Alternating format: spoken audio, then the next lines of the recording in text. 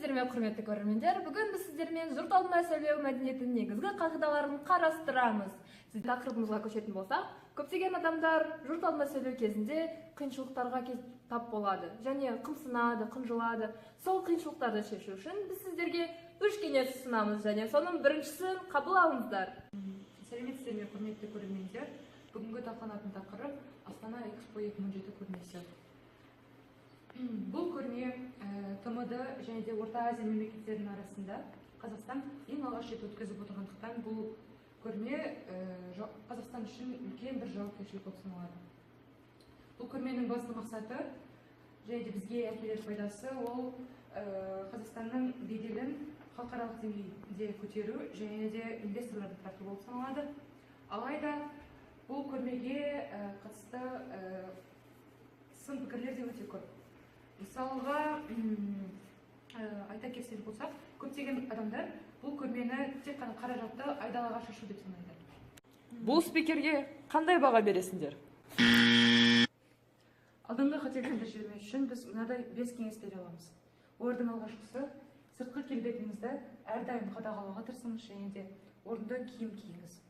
Сонда ғана сіз сөйлемес бұрын аудиторияда сіз жайында жақсы пікір қалыптаса бастайды. Сонымен қоса денеңізді тік ұстап жинақы болыңыз. Және де біздің берер соңғы кеңесіміз ол аудиториямен көз байланысын әрдайымда орнатып отырмыз. Сонда ғана біздің осы 5 кеңесімізді пайдаланар болсаңыз, аудиторияны жалып алуға үлкен де бір қадам жасайсыз. Сәлеметсіздер ме, құрметті бүгін біз сіздермен балалардың түрлі технологияларды қолдану жайында сөйлесеміз. Қазіргі балалар не болып кетті? Әрбіреу қолында iPhone болсын, планшет болсын, ойыннан түк босамайды, көздері де ауырады. Және тағы олардың денсаулықтарына да жаман әсер етеді. Ал біздің кезімізді еске түсірсек, шаңнады тептік, далада да ойнадық, асыр салып, ойып шаттық. Осы спикерге қандай баға бересіздер? Келесі айтар кеңестеріміз дауыс ырғағына байланысты болып келеді. Ең бірінші айтар кеңесіміз ол сіз дауыс ырғағын тақырыпқа сәйкес таңдап алуыңыз қажет. Отырған аудиторияңызға байланысты және қозғайтын тақырыбыңызға байланысты қарап, сәйкесінше дауыс ырғағын таңдап алыңыз. Екінші ол сөздерді нақты айту. Өйткені отырған аудитория сіздің не жайлы сөз қозғап отырғаныңызды түсінуі қажет.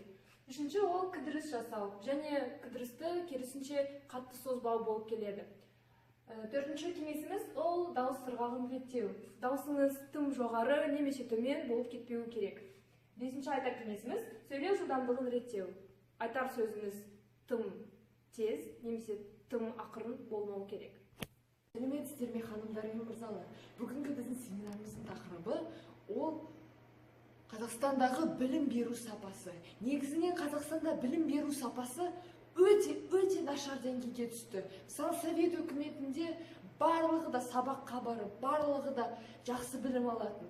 Дегенмен де осы 21 ғасырда технологиялардың дамуының барысынан біздің білім беру сапасы мынандай деңгейге түсті. Бұл спикерді қалай бағалаймыз?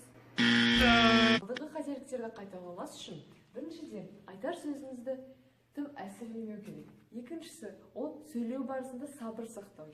Үшіншісі ол ишараттарды орынды қолдану. Төртіншісі тақырыптың тек қана жаман нәрселерін ғана айтпай, жақсы жақтарын да қарастырып кетіп, сэндвич ережесін қолдануыңыз қажет.